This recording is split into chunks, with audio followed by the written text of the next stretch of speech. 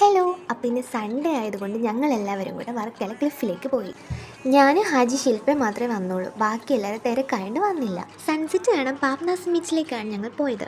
പക്ഷെ കിടപ്പ് കണ്ടിട്ട് കാണാൻ പറ്റുമെന്ന് തോന്നുന്നില്ല ഗൈസ്, കാരണം കാർമേഘം കയറി ഇരുണ്ടിട്ടുണ്ടായിരുന്നു. പിന്നെ കുറേ നേരം ഞങ്ങൾ ബീച്ചിൻ്റെ തെക്കും വടക്കും നോക്കി നടന്നു.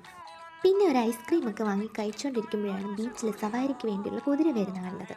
ആ തെങ്ങിന് മുകളിലൂടെ പോകുന്നത് എന്താണെന്ന് മനസ്സിലായോ ഗൈസ്? ഇവിടെ വർക്കല ക്ലിഫിന് റൈറ്റ് സൈഡിലായിട്ട് ഒരു അഡ്വഞ്ചർ ക്ലബ് ഉണ്ട്. അവിടെ വൈകിട്ട് 4 മണി തൊട്ട് പാരാഗ്ലൈഡിങ് സ്റ്റാർട്ട് ചെയ്യും. പിന്നെ 2000 രൂപ മുതലാണ് കേട്ടോ റേറ്റിംഗ് സ്റ്റാർട്ട് ചെയ്യുന്നത്. അങ്ങോട്ടും ഇങ്ങോട്ടും നടന്ന് ഞങ്ങൾ ലാസ്റ്റ് ബീച്ചിൽ ഇറങ്ങി ഗൈസ്. അപ്പോഴത്തേക്ക് ആൾ കൂടി തുടങ്ങി കേട്ടോ. 5:30 ആയപ്പോഴത്തേക്കും വെളിച്ചം പോയി തുടങ്ങി ഗൈസ്. പിന്നെ സൺസെറ്റ് ഇല്ലായിരുന്നതുകൊണ്ട് ഒരു രസമില്ലായിരുന്നു. പിന്നെ എന്തായാലും വന്നതല്ലേ എന്ന് വെച്ച് വെള്ളത്തിലിറങ്ങി അങ്ങോട്ടും ഇങ്ങോട്ടും ഓടി കളിച്ചു.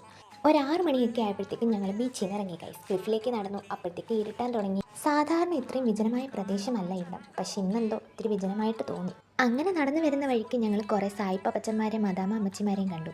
അങ്ങനെ ഒരു 7 മണിയൊക്കെ ആയപ്പോഴത്തേക്കും ഞങ്ങൾ നടന്ന് ഞങ്ങളുടെ സ്ഥിര സ്പോട്ടായ ബ്ലൂ മൂൺ കഫേയിലേക്ക് എത്തി. അത് മാത്രമല്ല കേട്ടോ, എൻ്റെ പപ്പ എവിടെയാണ് വർക്ക് ചെയ്യുന്നത്. ഒരു ബീച്ച് സൈഡ് റെസ്റ്റോറൻ്റ് ആണ് ബ്ലൂ മൂൺ കഫേ. നല്ല ബീച്ച് വ്യൂവിലിരുന്ന് ഫുഡും കഴിക്കാം. കൊറിയൻ ഡിഷസും തന്തൂരി ഐറ്റംസും ആണ് ഇവിടുത്തെ സ്പെഷ്യൽ. ക്രീം ചിക്കൻ സൂപ്പും പൈനാപ്പിൾ ജ്യൂസും കഴിച്ച് ഞങ്ങൾ അവിടെ നിന്ന് ഇറങ്ങി. അപ്പോൾ നെക്സ്റ്റ് വ്ലോഗിന് വീണ്ടും കാണാം. ബൈ.